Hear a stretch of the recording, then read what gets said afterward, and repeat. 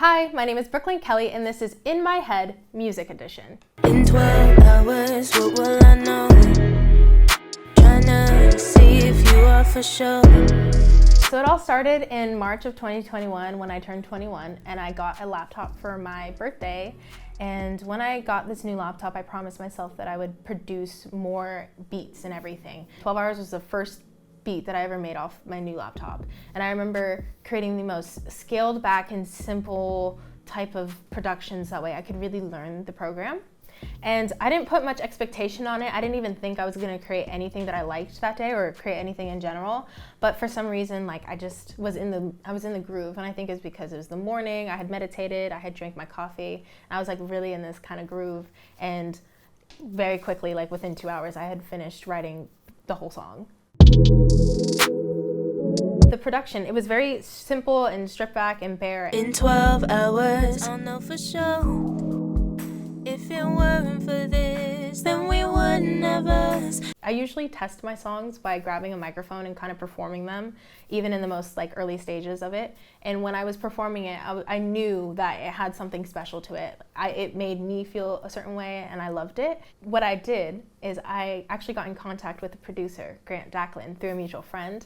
And I remember texting him, and he was already so cool. He was using all these space emojis, these star emojis, and I knew that he would just kind of get my vibe. I remember just handing over the project to him and was like, do whatever you think. Here's all the elements that I would love to hear. If you can somehow marry all of these kind of contradicting elements into one piece, that'd be fantastic.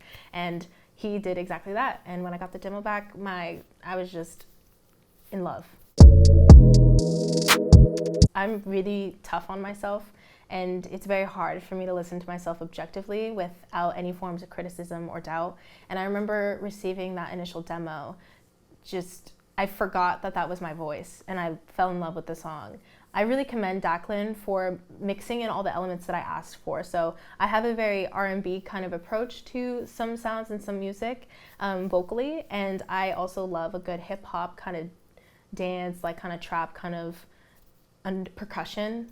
And then I also love to hear elements of tropical house / EDM. Dacklin was able to mix all of those things together in this one beat, and it was fantastic. I remember just thinking to myself, once I finish the song, it needs to be more of a production, and I was so happy that it led me to the final of everything. 12 Hours originated from a romance situation that I had in the pandemic. The world was gray, as everyone knows. I had set my Hinge location to London because at the time I thought I was going to study abroad. So I was like, let me get ahead of the curve. And essentially I set my location to London and I met this boy. So it was this kind of weird, I was never supposed to meet you, but I did, and it's cool, but what? And I was in my hometown, Vegas. In the song itself, I reference a lot of clues. So I say 5,000 miles apart because London is 5,000 miles from Vegas, or I say 12 hours, which is actually how long the flight is from London to Vegas. So I definitely reference a lot of these little nuances in the song and in the video itself. I love approaching lyrics very literally. Although, I like to add a little bit of nuances into my lyrics. For this song specifically, I wanted it to be very frank and it to be very candid, that this is very literal. 5,000 miles apart, 12 hours. So in 12 hours, I'll see you, you're gonna hop on a plane, and then what will I know? Is everything that I've learned about you online or through the phone real? Did it replicate? And I wanted to really immortalize it in a way that I remember. It was very fun. It was very cool, very fun.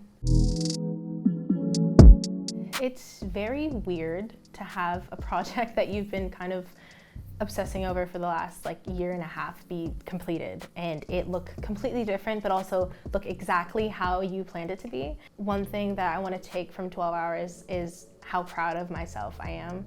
I'm very, very hard on myself, and I never really let projects release ever. And so for something that I released and something that I totally believed in came through the cracks, and even through all the redirections and the mishaps, I still was able to persist. I think that's something that is really commendable. I don't know, now that 12 hours is released, I feel kind of empty. I want to do something else immediately, but I also definitely honor that this was one of my favorite projects and honestly one of the best first big projects that I've ever done. Make sure to stream 12 hours on all music platforms. Thank you so much for watching. Much love.